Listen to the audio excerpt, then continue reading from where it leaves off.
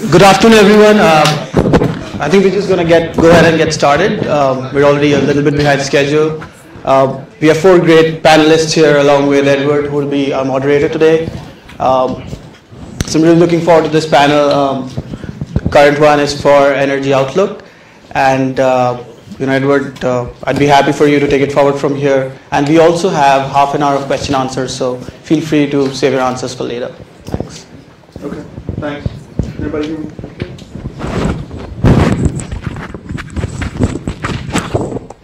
There we go. All right. Thanks. My name's Edward May. This is obviously the Energy Outlook panel. And just to give you some background, it's a fairly broad topic. So as a group, we sort of came to the consensus that we try to focus this on energy technologies that have a business case and economic case, rather than something that's perhaps more altruistic from a sustainability standpoint. So that's what we're going to focus on in our questions. As I said, my name is Edward May. We'll let the group introduce themselves, but I'm a 2005 grad of the MBA MEM program here.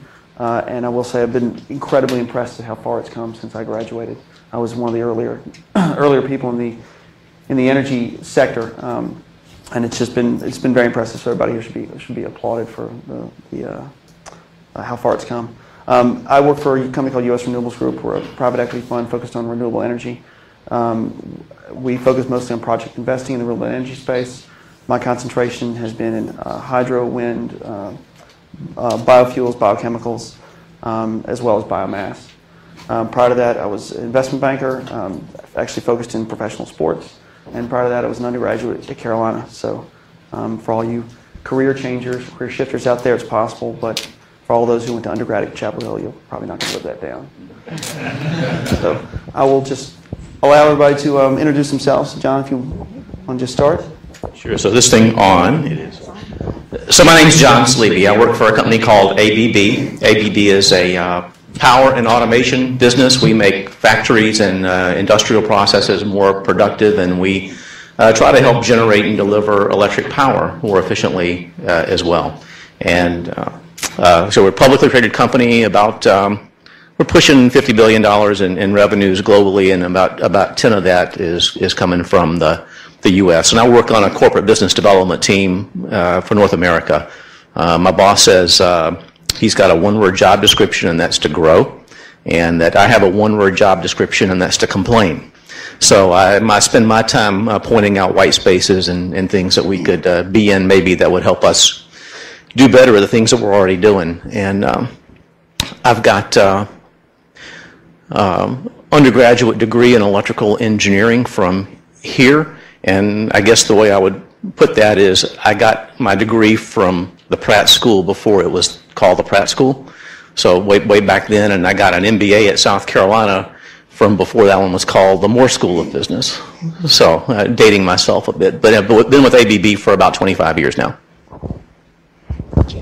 Hi, my name is Linda Reimer, and the comment about this being a diverse panel, I think I'm probably one of the most diverse. I work for the United States Environmental Protection Agency, and I have two disclaimers. One, anything I say should not be construed to be official EPA policy. Disclaimer number two is I'm really not an energy person. I spend a great deal of my time working on climate change, but not even the mitigation side. I don't necessarily spend much time on the mitigation. How do we reduce the greenhouse gases? I work on the adaptation side. How are we going to deal with more heat waves, more droughts, more floods, more extreme weather events, and sea level rise? So we'll see how this plays out as we go forward. EPA obviously cares a lot about energy. Well, actually, at our heart, we are an environmental regulatory agency. So what we care a lot about is the pollution that's created when energy is created and used. But unfortunately, I'm not here today as an EPA expert on those issues, but we'll see how it goes. Last thing, for giving credentials, I guess, I actually am the career changing. I started out, I have a Bachelor's of Science degree in nursing from UNC Greensboro with a Master's in Physiology and a PhD in Environmental Policy from the University of Illinois. Good afternoon. So my name is Chris Sweating. I'm here today with Cherokee usually thought of as Cherokee Investment Partners, so we're primarily an investment fund manager that has included largely private equity from institutional investors, where we focus on redeveloping brownfield, so real estate that is actually contaminated or perceived to be contaminated. We've also managed new market tax credits investments. We manage an environmental startup competition and incubator called the Cherokee Challenge. By the way, if you have such a venture, the application period is currently open. Cherokee Renewables is our investment platform in solar projects, which is where I spend most of my time. And on the side, I'm also an adjunct at the Nicholas School, where I teach and advise on green building and clean energy projects. I'm an adjunct over at UNC's Business School, where I teach and advise on similar topics. And my background was through and through hard sciences in undergrad. I was the person that spent summers in Central America researching in the rainforest. It was phenomenal, but I came back and realized I was preaching to the choir, and that research was probably not going to, quote unquote, save the rainforests. And here I am now working at an investment firm where they let me keep the ponytail that I had in the rainforest, but now using the power and leverage of capital to do good things environmentally, and certainly for our investors as well. So my master's and PhD brought in more planning and finance and business skills to complement the environmental science.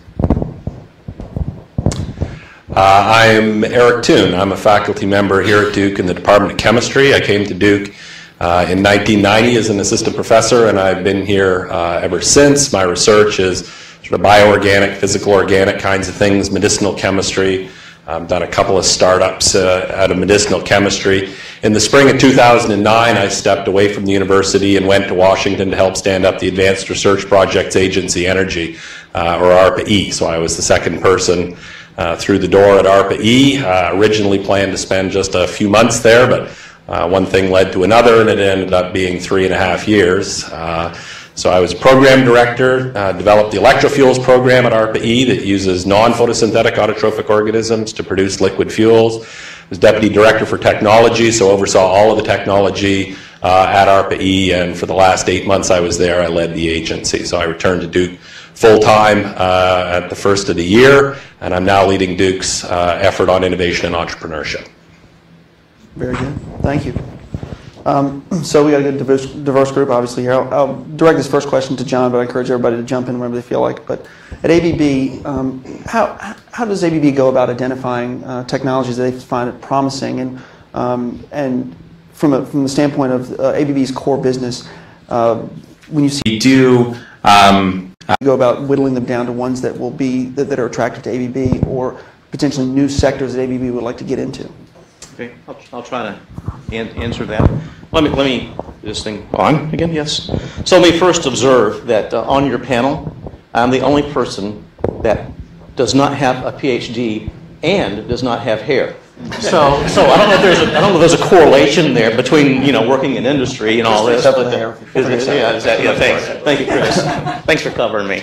So I just small observation there. So.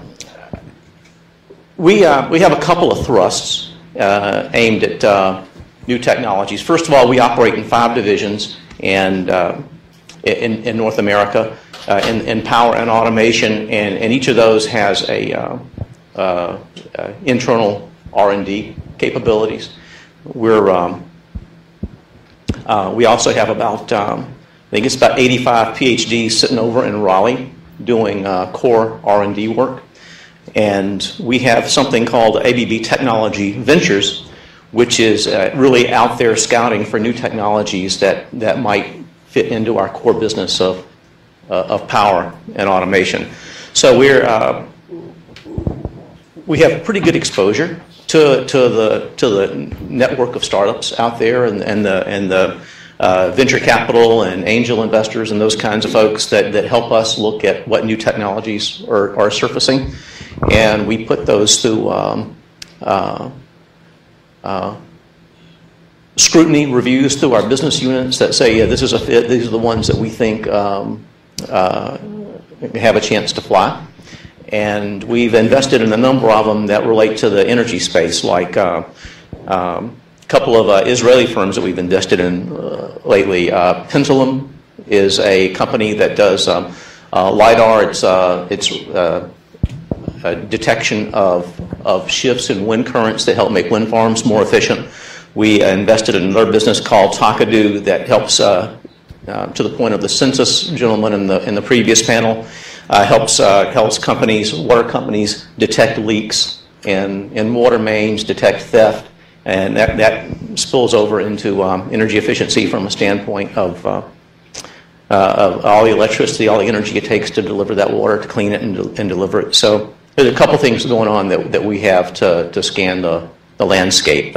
Our technology ventures group, our core team of technology developers in Raleigh, and our business units that have their feet on the ground, looking to grow in 30-something different business units in North America. Okay, very good. One area that I think most people, there's a general consensus on, is that the government's role in technology, in energy development is critical, and that there's, given the long life cycle of technology development for energy, that the government really has a critical role in either fostering riskier technologies or helping these grow. Eric, this next question is for you. In what areas, in your experience at RP, what areas was the government successful in serving that role, or serving or achieving the end goal, and why do you think it was successful? And then maybe some areas that you guys weren't quite as successful. And what do you think you mean from a technical perspective? Mm-hmm. I think there's a lot of areas that we made progress in. I think that energy storage is clearly critical. I think that we made a great deal of progress in that area. You know, when we started in 2009, things like metal air batteries were viewed as highly risky. You know, and it was seen as very unlikely that was a technology that could be commercialized. And yet now we already know that there's metal air batteries that are deployed in the field as backup in cell towers. But I think that's a technology that's come an enormous distance in a very short period of time, and really does have legs and is likely to go forward. If you look on the other side of things, areas that we were less successful in, you know, liquid fuels. Liquid fuels is an incredibly difficult problem. And so if we look at, you know, the electrofuels program, the program that I developed and directed, I think that from a technical perspective, it's been incredibly successful. But, you know, the challenges associated with trying to do something at hundreds of millions of gallons a year and at $70 a barrel, that's a whole different kind of hard. So I think that there were some things that we were very successful in, other areas that we were perhaps less successful in. Mm-hmm. And excuse me, and Chris, in one area that at least from my experience you've seen a very difficult a lot of times in implementing technologies has been residential and commercial, convincing particularly, you know, residential users to implement some of these technologies that seem to be easy. In your experience with green buildings, are there any particular technology you've seen that they figured it out how to get people bought into the technology and get them using it, whether it be the Nest thermostat or anything like that? And why do you think they've been successful in getting that product out the door, whereas a lot of them have, even though the economic case may be attractive, have fallen on their face? Well, so you mentioned Nest. So Nest is a cool, sexy thermostat. If you can imagine combining those words together, it's supposed to be the Apple of thermostats. Okay, just think about that for a second. It has been one of those products that stood out as, you know, something of interest. But really, the first thing that comes to mind is on the residential solar PV front. And you know, this is a thought I would share generally regarding this topic of technology, right? I think technology has a role clearly to advance either kind of economic or environmental goals, but often it's financial innovation around existing technologies, right? So, you know, the reason Cherokee got involved in solar project investing 2 years ago is not because the technology improved. It's because the cost of panels dropped, you know, 50, 60%, and more states had these renewable portfolio standards, which said, yes, all you utilities have to produce a certain percentage of your retail electricity sales from renewables, right? So that led to certain incentives, which combined with the drop in panel prices made it financially attractive. But on the residential side, companies like SolarCity or Sunrun or Sungevity, names you may have heard of, the model they have that works now in call it 10 or 15 states is that they cover all the capex, all the opex. They design the system, own the system, pay for the system, maintain the system. All you have to do as a homeowner, and maybe it's not all you have to do, but is agree to pay them something like 90% of your current electricity bill that escalates at some small percentage for 20 years. Now, 20 years is a long time. I know most folks move every 5 or 6 years. They have plenty of fine print to address that. But the point is that per our earlier panel on this in the same track, for that homeowner, it isn't a question of this solar system on my roof pays back in X number of years. By the way, payback period is a terrible metric for most decision makers, especially homeowners. But it's really more like you get a solar panel on your roof and you start saving electricity now, month one cash flow positive, and you're contributing to something positive environmentally speaking, by the way. So this is seeing massive growth to the tune of $5 or $6 billion of greedy capitalist dollars going into funds like this. By the way, none of that capital is coming into North Carolina, to my knowledge, because again, policy. We haven't yet allowed third-party sales, third-party PPAs, someone else to own the system on your roof as easily as other states have done so. And by the way, that financial innovation to kind of hook customers on, by the way, a very high-profile, sexy, visible technology like solar can be a gateway, right? A channel for lots of other boring solutions, which can save the homeowner money and do great things for the environment. But you can't lead with those because no one cares about duct sealing or air sealing. Mm-hmm. Eric, at RP, did you guys see any technologies in particular that you felt like they figured out how to get into these sort of hard-to-reach markets that in the past have been, I guess other add-ons to what Chris has mentioned? In residential sector? Well, I guess or in any sector? Any sector where the market's been difficult to access, but residential, at least from my experience, has been one that's been always extremely difficult to get people to buy into the concept despite the obvious, perhaps, economic argument. Yeah, I think that some of the things that we were developing are going to make it into residential markets, but people, not because of conscious decisions that consumers made. I think some of the lowest hanging fruit in an area that we worked on and will probably continue to work on is power electronics, right? So I think there's lots and lots of development that's been done in that space that I think a number of the things that we were doing there are going to make their way, into home use. New approaches to air conditioning, right? That was another area that we worked on, and I think that some of those you'll see will penetrate residential markets, especially in the southeast, where really dehumidification is a bigger issue, than is cooling. But today, still we're using the same vapor compression cycles that Carrier developed 150 years ago, and for dehumidification, it's a terrible idea. So I think that there were a number of the technologies that we were developing that'll make it into the consumer marketplace, either through conscious choice or will get carried along with other things. Mm-hmm. If I could. Sure, please, of course.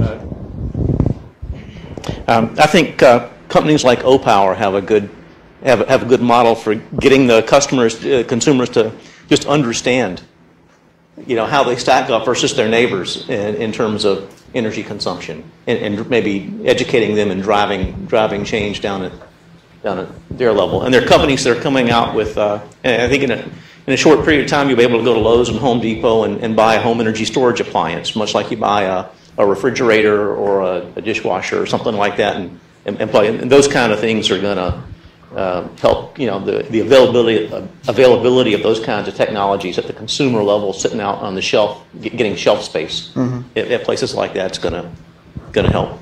Are you going to say something? Go for it. I'm after you.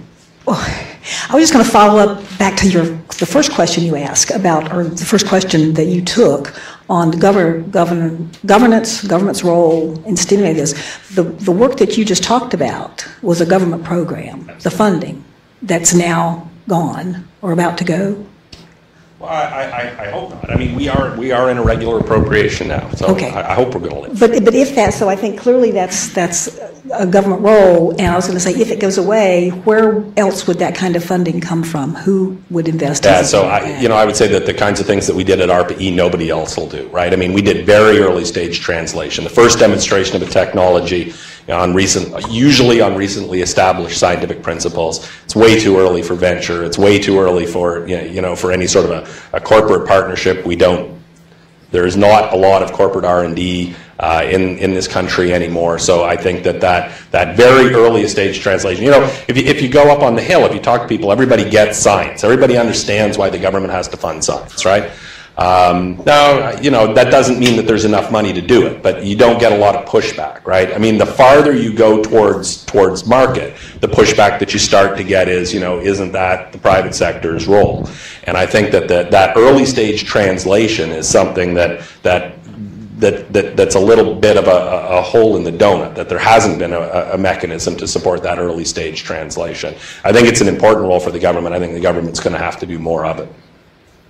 So as a follow-up to that, beyond government funding, are there any government policies that you feel like, if they implemented, would help to drive some of this innovation, some of this technology development?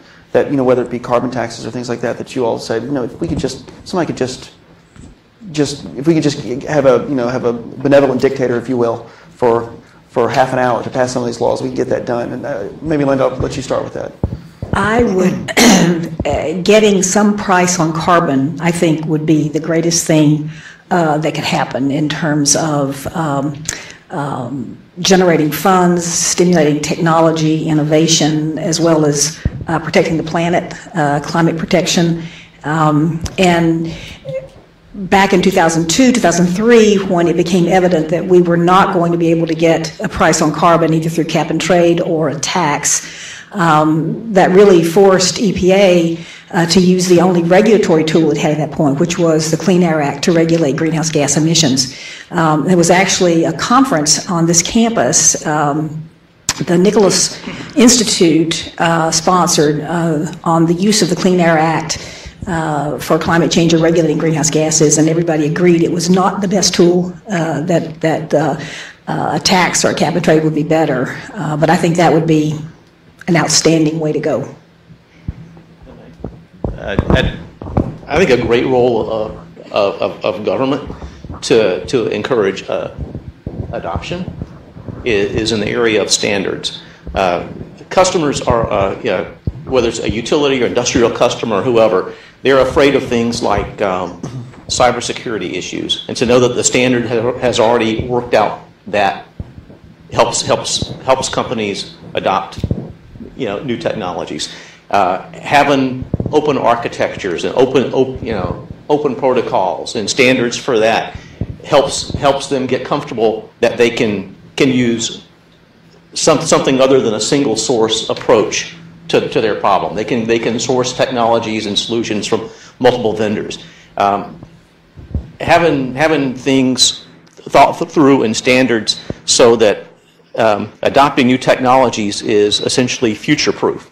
And so they don't have to worry about a new technology coming along and it not being backwards compatible a couple of years from now and obsoleting the investment that they just made before they've recovered it. Those are some of the issues that are, to me, all fall under the umbrella of standards that the government can really help with. I don't know if to what extent ARPA was involved in standards, but anyway, that's an area that we think would help.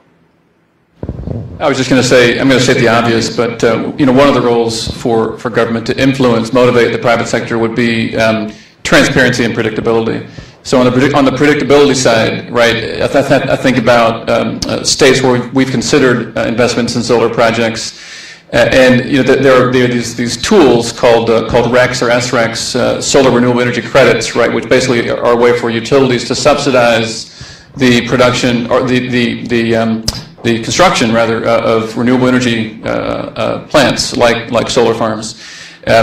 But if there's not a predictable price on those SRECs over a reasonable period of time, 5 at least, but preferably 10 years or so, you see investors get burned and not come back to those markets, right? Or you don't see them scale because the cost of capital is too high, which means fewer projects get done. On the transparency side of things, You can look at examples, certainly from Europe, but I think now they're starting to make headway in places like D.C. around the labeling of building energy use, such that during transactions of that property, lease and/or purchase, the historical use, the historical energy use of that building becomes known, right? Versus having to do your own due diligence to procure that with success or not success from the building owner, for example. So I think it ties to the studies which show. I think you mentioned O-Power, but studies would show how smart grid, smart meter technology that communicate, in this case, real-time data on electricity usage can change behavior to the tune of 10-20% reduction in energy use. That's technology, but boy, that's largely someone making a different decision with better information. So how would that translate to which properties are purchased versus not based on the availability, the transparency of the data? It's hard to say. I mean, certainly there are many other more important factors in a decision like that than the energy bill, but to facilitate that transparency, at least would be a step towards putting it on the table, right? Very good. Well, shifting gears just a little bit and talking about I want to pick out two trends I've seen, in sustainability going forward, and just get you all's feedback on this. And one is that I think there's a general, maybe not, there's somewhat of a consensus among a lot of scientists and people environmental followers that what we're dealing with when it comes to climate change now is no longer can we prevent climate change, but what do we do now that climate change is upon us, and that the impacts are no longer going to be limited, but potentially, the meter of sea level rise that we're talking about is not something that may happen, but it's now. What do we do with all these towns that are a meter, that are less than a meter above sea level? And I guess I would just throw this question out to whoever wants to pick it up first from the group. In your areas that you're involved with, how has, if in fact that is something that has been sort of accepted among the groups that you're involved with, how has that changed the way you have done business, regulated, the governments, what technologies the governments have pursued, knowing that, okay, we're not perhaps mitigating climate change now, but we're dealing with, okay, how do we build seawalls, or how do things like that? Someone who wants to.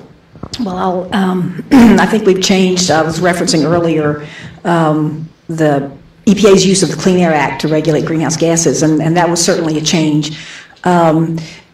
There's no question that, how many of you are aware that the U.S. Global Change Research Program just published the draft National Climate Assessment? It's the third National Climate Assessment. It's out there. It was published last month. It's out for public comment until April. They'll take the comments back, and they'll publish the final document.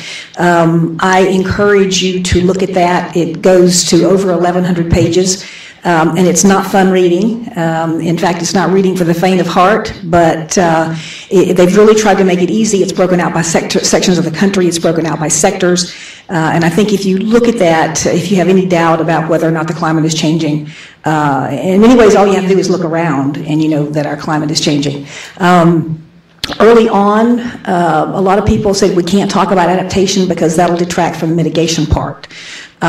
People recognize now that we've put enough greenhouse gases out there that we're going to see a lot of change even if we were able to stop all those greenhouse gas emissions today. And so there's a growing focus on adaptation coming from the federal government. The Council on Environmental Quality has required all the federal agencies to develop a climate adaptation plan. They were all held up a little bit until after this thing that happened in November called the election, but they're out now. And they range from, of course, EPA has one, Fish and Wildlife, the Department of Interior, they all have them.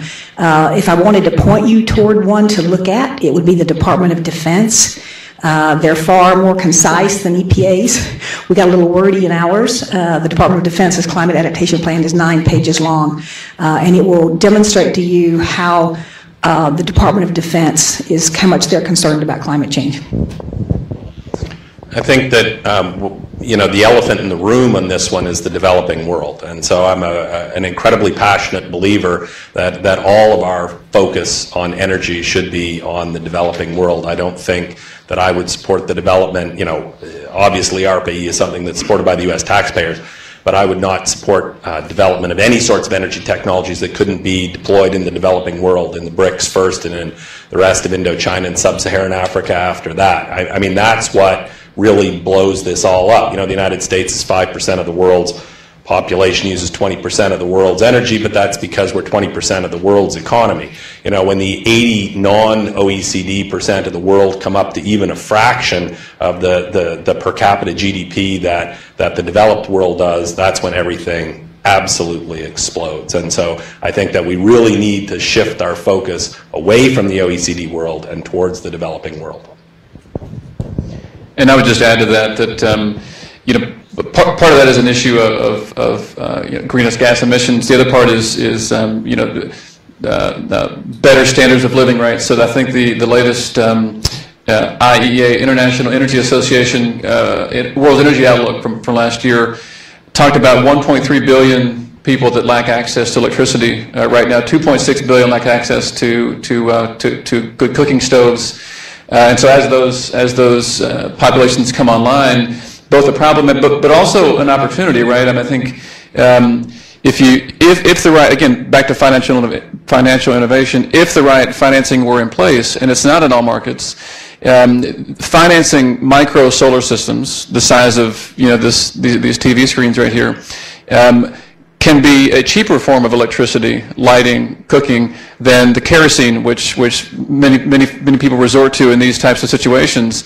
And by the way, it's a $1 trillion investment opportunity or need, if you will, over the next, call it 20 years.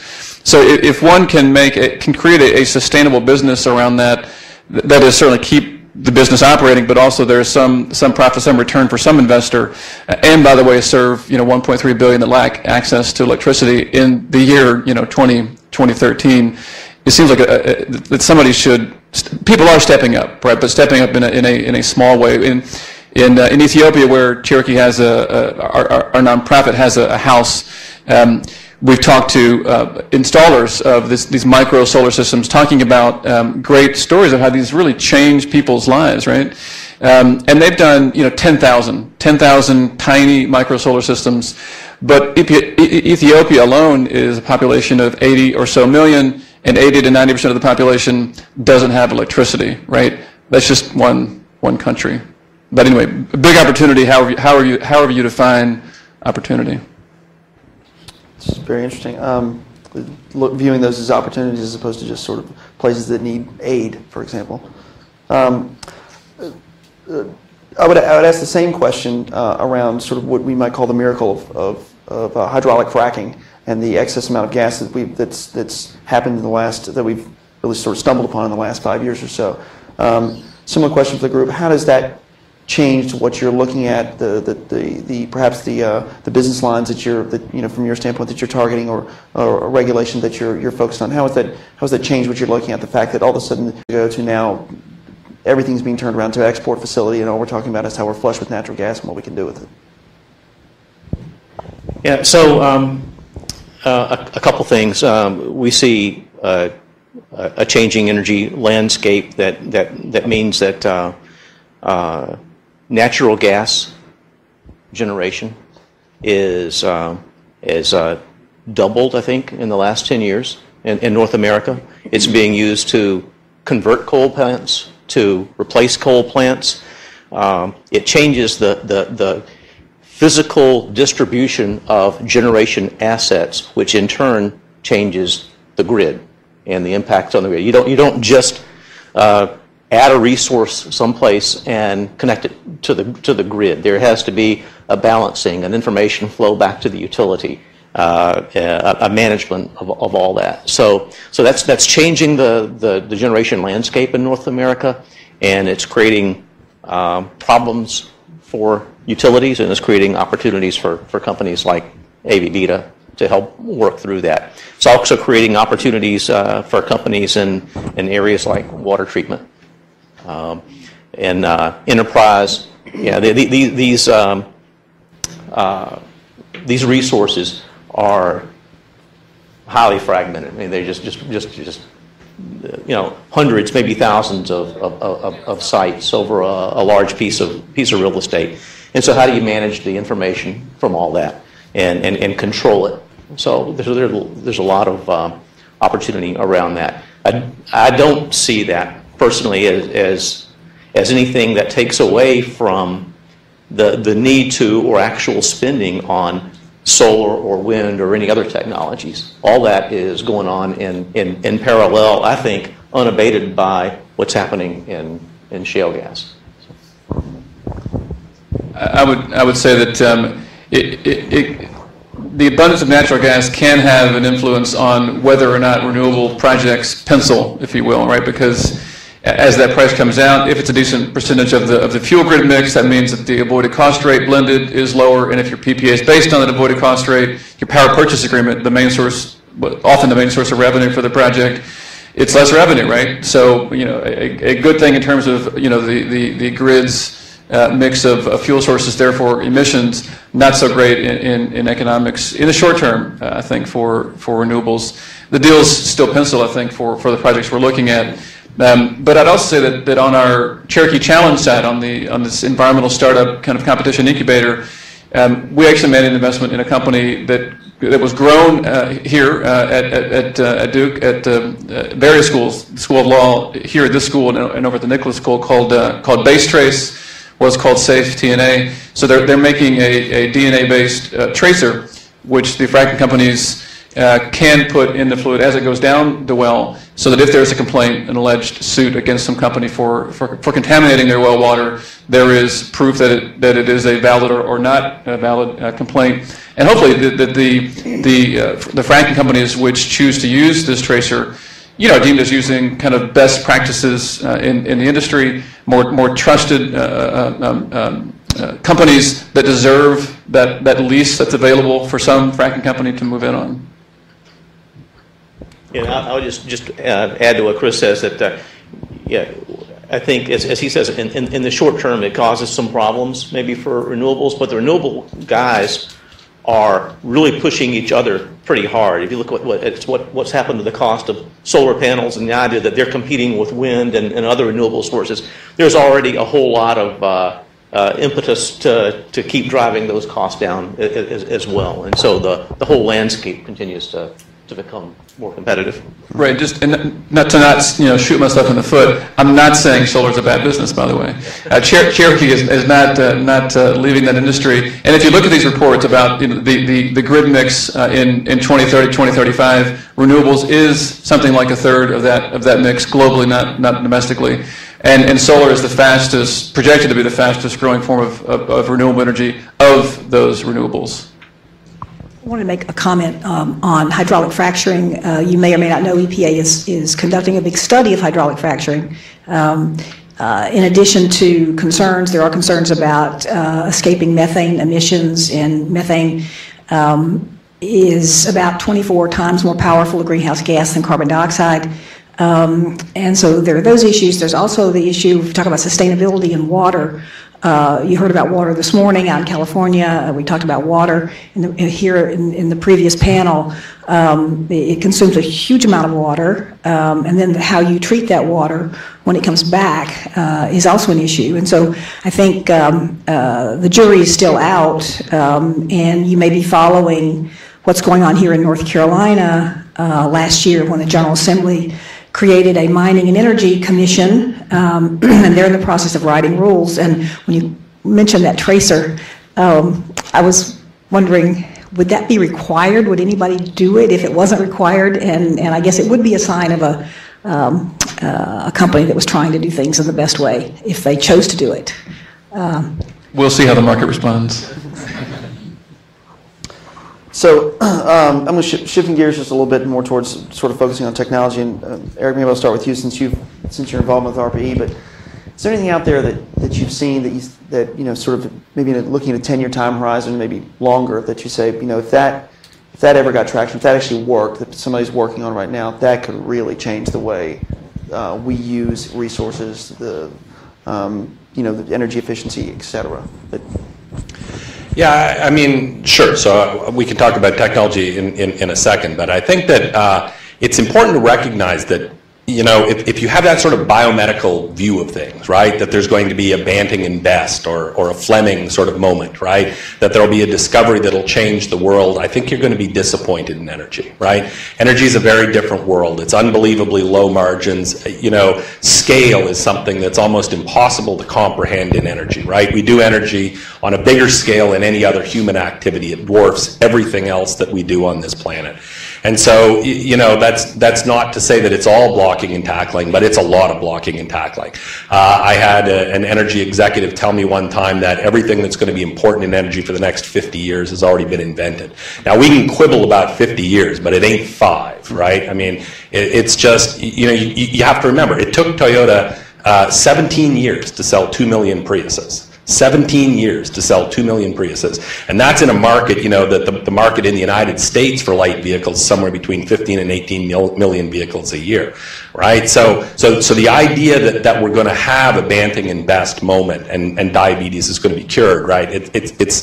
I think that would be unrealistic, but not to spoil the party, right?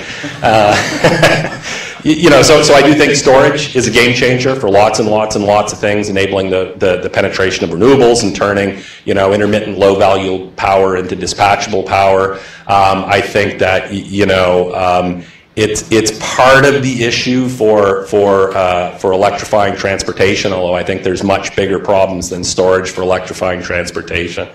Some of the other fun stuff that we did at ARPA-E that I think has the potential to be a game changer. I think Joel Moxley and Foro and their laser drill was probably, one of the most, fun projects, but an incredibly successful project as well. That is an absolute game changer. These guys have drilled downhole in granite and basalt, things like that, 10 times faster than conventional bits with basically 0 weight on bit. It enables whole sort of new ways of thinking about geothermal, right, which, is a dispatchable form of renewable power. I think that it's going to be used primarily in the early stages for conventional resource extraction, but I think that, that has some tremendous opportunities. Natural gas storage is another low-hanging fruit area, and I think that we saw we have some very interesting technologies that have the potential to allow natural gas to penetrate transportation in a meaningful way as well. So I think there were a lot of interesting things that we saw there, but I just think that you have to be realistic. If you're sort of going home at night and saying, well, sooner or later those bright guys, brainiacs at MIT are going to dream something up and it's going to solve all our problems, it's just not going to happen. I just want to say I totally agree. I mean, we probably invest in 2% of the deals that we see, and we see lots of deals in both real estate and in kind of the startup middle market world. So we see a lot, and I just think a lot of times you hear the proponents, the sponsors of the various technologies claiming that theirs is the silver bullet. But it takes many arrows in that quiver, right, to solve some of these problems. And I think if those of you are familiar with the Socolow wedges, right, Robert Socolow from Princeton, who I think also said we can certainly use, we don't need a lot of new technology, but we have a lot of it already. Take 7 of 14 examples, divide it into equal segments and scale it, right? Scale is the big issue. I think you laid it out really well of how do you scale what already exists. I think that's where some of this financial innovation comes to play beyond just what exists from a technology point of view. So to your point about low-hanging fruit, is there what are the things out there that if you had to pick a handful that you say we should be doing this right now, I don't understand why we're not doing them right now? Is there anything specific that? I guess in my view, the low-hanging fruit is in energy efficiency. Absolutely. And if you look at I think I read it's like this country either generates or resources somehow 100 quad of energy every year, and only 40-something% of that is actually productively used somehow. And so Yeah, generation is a problem. It's not just all the heat that's lost in generation, but how generation is managed. Things like spinning reserves because you don't have a distributed generation, local generation capability. How it's so how the whole thing is managed, how it's transmitted, and when you're transmitting AC electricity at high voltages, it's got twice the loss of transmitting DC voltages at DC currents at high voltages. All the way down to how it's managed from a smart grid perspective and how we integrate local resources, local wind, local solar, electric vehicle infrastructure, community energy storage and on-premises energy storage, those kinds of things, down to the point of electromechanical energy conversion, really, and how processes work. If energy efficient motors and drives and the things that we love to sell from our factories. There's a lot that can be done across that whole value chain to I mean, they call efficiency the fifth source of generation, something like that, and it's the amount of improvement that can be made there is massive. And I'm just going to keep kicking a dead horse, but I think the financial innovation around some really boring stuff. You mentioned the residential retrofit market, so call it 130 million dwelling units here in the U.S. Some obviously multifamily, but it's 130 million different decision makers. Maybe not perfect. You have some again multifamily, but that you have to reach, right? And they're not sophisticated investors or business folks. So to convince them that it makes sense for some service to come into their house with new products, again, whether boring or innovative, and that they are going to save them money, is a stretch from a kind of transaction cost point of view. But something like PACE, right? So many of you have heard of PACE, property assessed clean energy bonds. If you talk to someone like Amory Lovins, one of the kind of world's best thinkers in energy, he'll tell you, this is one of the neatest innovations to make improvements in energy efficiency, or his term, negawatts. Kind of like your comment there, John. But PACE has been deemed, I'm not sure if it's illegal, but certainly frowned upon by Fannie and Freddie. Therefore, in the residential market, it's all but dead right now. But basically, PACE is a way, again, for the building owner or the homeowner to not suffer from, be burdened by that capital expense. That first cost is a huge burden, even if you show someone the economics that this is your ROI, this is your payback, this is your IRR. It's still a capital cost that is competing with their kid's college fund or that car payment or what have you. These PACE bonds, again, whether it's a residential building owner or commercial, it's a way to avoid the first cost pain and really pay for it through property taxes, right? That's how you pay for it long term. So it sticks with the property. So if you move, which most of us do every 5 years or so, it's fine. It sticks with the property. So there's some nuances around how do you make sure that the retrofits do lead to greater savings. That is, the savings in energy are greater than the cost spread over time of the retrofits. But that can all be worked out, and it's being tested in the commercial market, but in the residential, again, for that very large tough nut to crack, it's all but dead right now. Mm-hmm. If I could pile on to one more thing that Chris said earlier. In an offline conversation, you talked about how payback periods are calculated and how rough that is to use as a metric. And so I think just a handful, maybe a half a dozen process industries use about a quarter of all electricity produced in the U.S.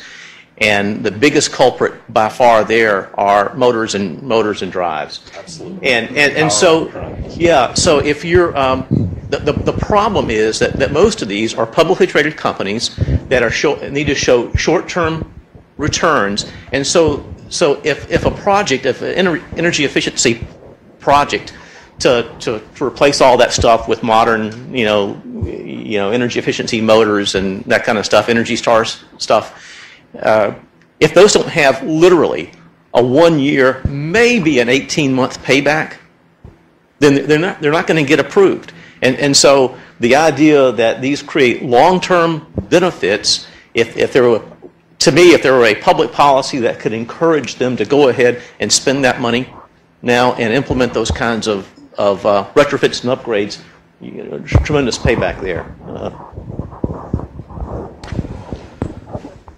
A bit of levity. I was just reminded. Some of you may know, heard of Piedmont Biofuels. Lyle Estill, Piedmont Biofuels.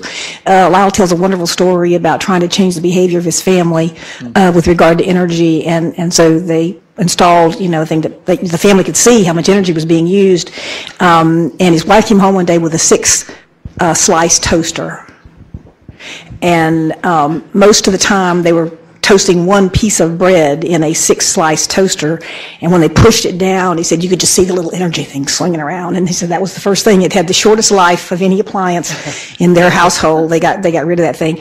And just a comment I wanted to make about distributed energy generation. That's a wonderful climate adaptation action to generate your energy locally. Think about how much better New York, the Northeast might have been when Superstorm Sandy came through if they had had distributed energy generation.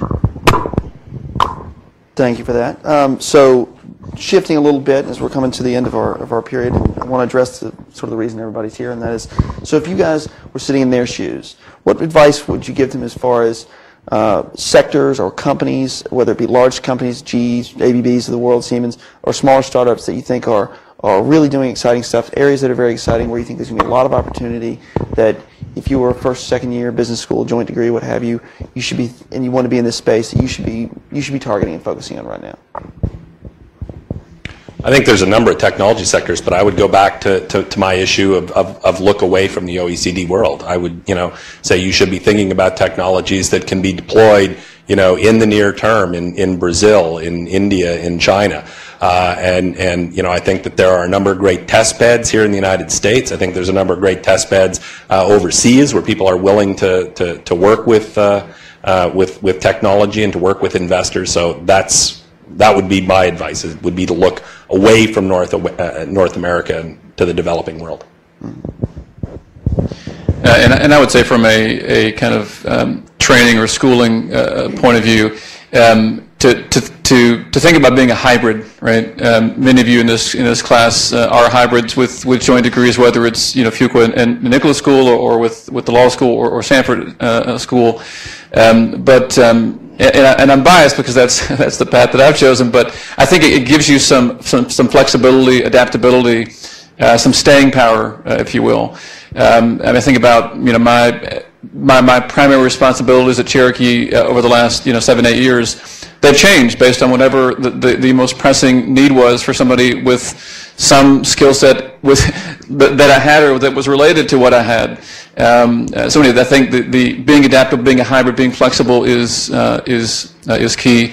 As far as industries, again, think if renewables motivate you, again, solar is the fastest growing of all those renewables now and projected through 2035. In almost any scenario you look at, again, IEA, Amer-Levins, ARMA, others, natural gas, the percentage on the grid that is coming from natural gas is increasing in every scenario. So, whether it's getting smarter on the information management around fracking systems or tracers or other best practices to kind of appease all stakeholders.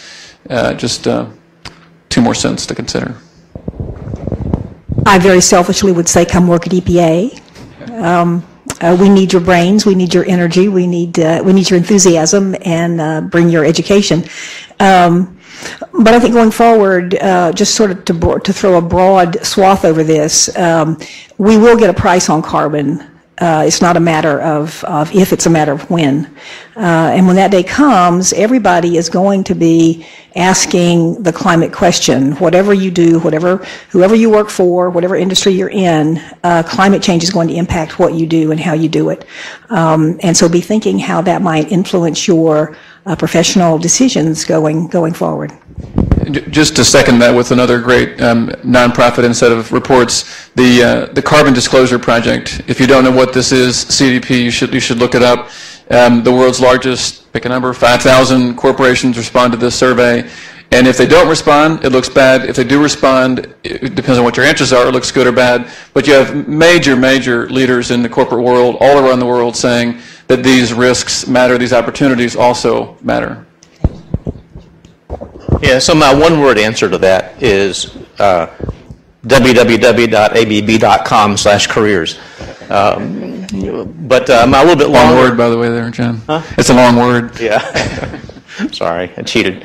My little bit longer answer to that, and that actually even that first answer plays into what Ed said for in the sense that ABB really has a global footprint. We're in 100 countries, and so if you want to work in to do something about a developing country, chances are we've got a footprint there. The other thing I'd suggest is that you get your hands dirty. And what I mean by that is go work for some kind of an energy company or a utility or something like that and really get a ground-up understanding of what the energy chain looks like. You know, it's not just academics, but what kind of work is involved in it, and how does somebody actually make money and return money to investors in this career field. But it is a massive, massive business that goes from all kinds of generation resources to delivering it, whether it's in pipelines or transmission lines, to how it's consumed. It's a massive field. I don't know there's any one piece of it that you say go for. Thank you. Well, I think that's it. If we want to open it up for some questions, I'm sure the panelists will be happy to answer. You got a mic? Hi, name is Manav. I'm a first-year MBA student here at Fuqua. So I'm surprised actually that nobody really talked about nuclear energy as an option. So I was just wondering, what are the trends you see in that regard, but including in emerging economies like the BRIC countries? Thank you. So we spend an awful lot of time thinking about nuclear. And we may do something yet in nuclear, especially in alternate fuel cycles, thorium reactors, and things like that. The killer with nuclear is not safety, it's not waste disposal, it's cost. I mean, it's just plain and simple cost, right? If I'm a utility and I'm going to a regulator to ask to add capacity, even combined cycle natural gas runs me maybe $1,200 a kilowatt, and it's up producing power in 2 years. Nuclear, you're who the hell knows what, right? $12,000, $14,000 a kilowatt, and it takes 20 years to do the permitting. To build a nuclear installation today is to literally bet the future of a company, even a company the size of AEP or Duke, right? And so the fundamental problem with nuclear is not technology, it's cost, full stop. Sure. Hi, welcome everybody. I'm Dan Vermeer. I run the Edge Center here, and I appreciate all of you being here and sharing your insights. I had a question, if any of you have thought about what the implications and the approaches should be to address the kind of talent gap in the energy sector. Something like 50% of all energy executives that will retire from the industry over the next 10 years, meaning that even in a stable state kind of industry, we have a massive succession problem, but it's even worse than that because, or better than that, depending on your perspective, because the industry is changing so fast, and the sort of traditional training that you needed for a career in energy may not be the right training going forward, particularly looking at different markets and different technologies and different business models. So if any of you put any thought into what are the implications of that, where there's this kind of sucking sound of the global economy with lots of need in the energy sector, but maybe not the right talent to fill it, and then what are the solutions or approaches for, let's say, universities to address that? Well, I'll take one quick stab at that, Dan. So we appreciate the relationship that we've got with Duke and the fact that you've got students doing projects for us and getting to know ABB a little bit in the process. That's one way. We have a Power and Automation Leaders Program where we're trying to bring recent graduates in and put them through a series of rotations around our businesses. We have a Global Energy Futures program. Unfortunately, we're not hiring into that from the U.S. this year, but we are hiring into a global finance program. So it's a real problem for us as a manufacturer, and it's an even bigger problem with our customers.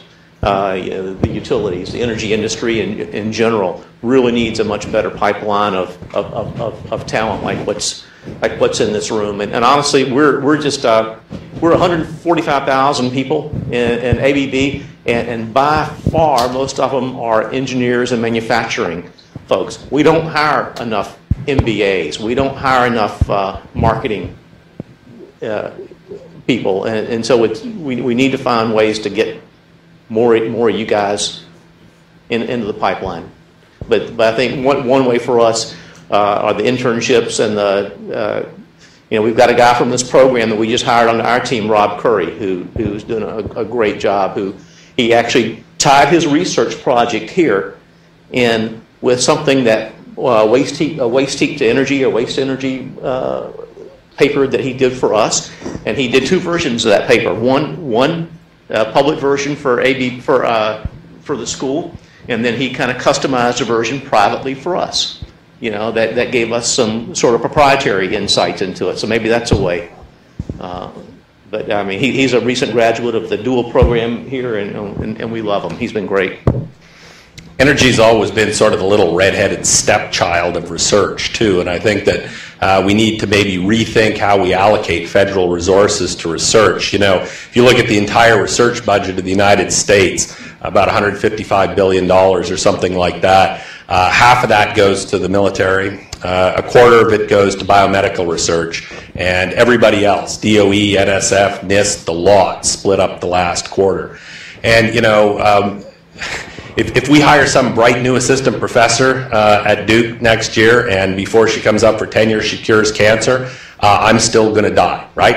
It might kind of drag things out a bit at the end, but it doesn't change how the story ends, right? If we don't discover a way to sustainably provide unfettered access to cheap energy, it is literally an existential threat to civilization as we know it. I mean, and that's not hyperbole. That's not an overstatement. And I think that we perhaps need to rethink how we allocate those dollars. And I think that reallocating those dollars will draw people to the field. I don't think it solves your immediate problem, but I think it addresses the longer term issue.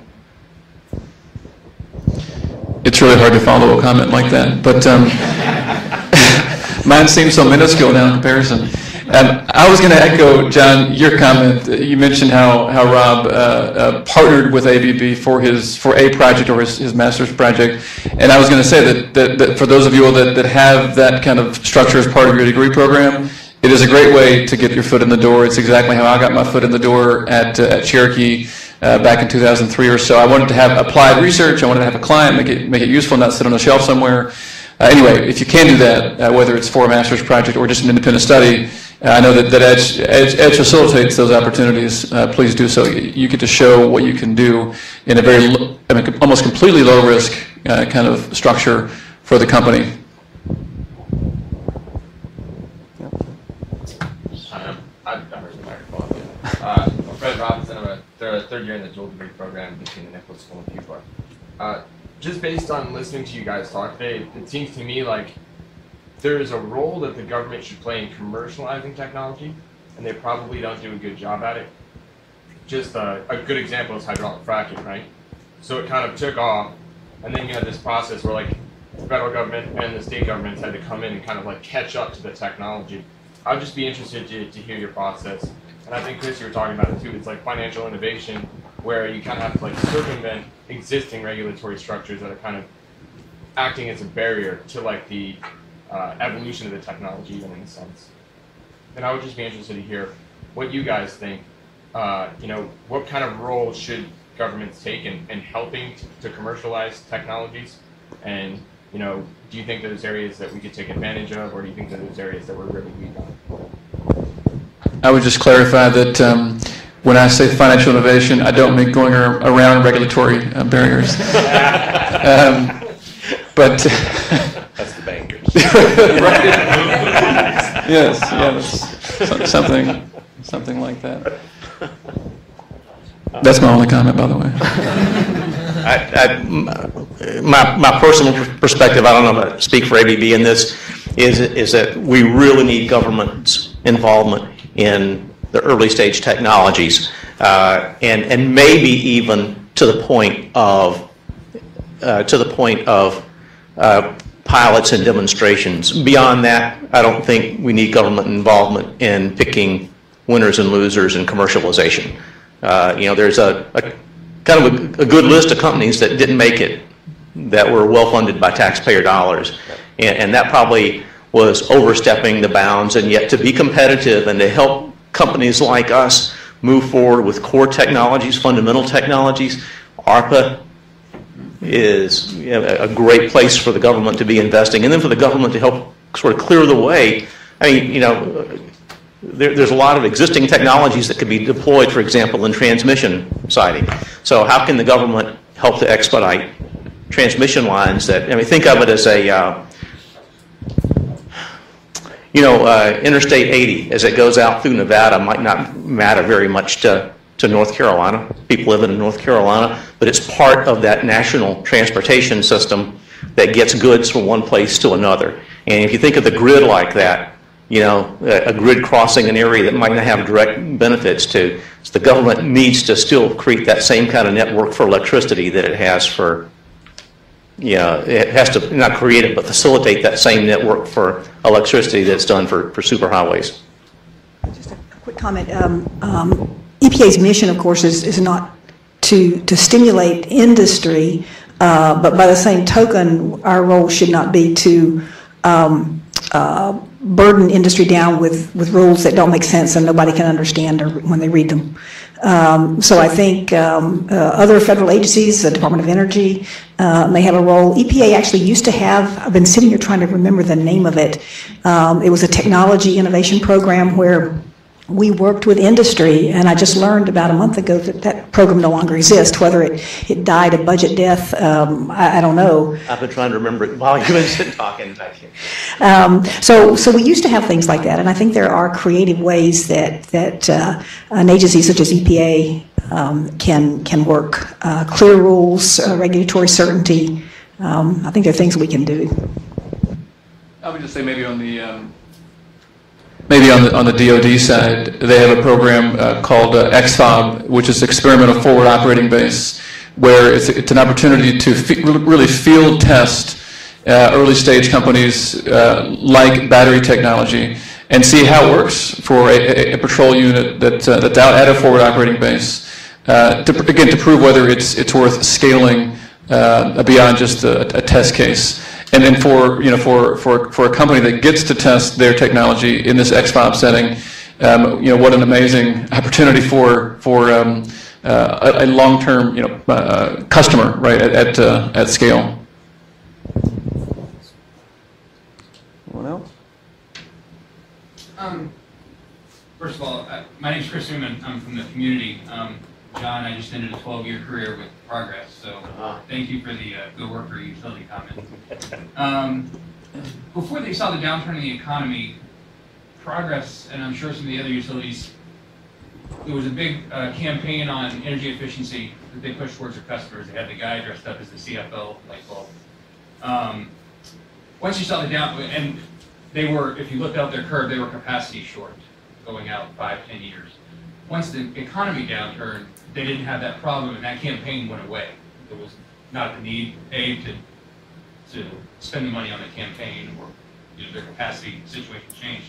How do you keep the utilities involved in those efficiency programs when it's not an immediate issue for them that they're short capacity?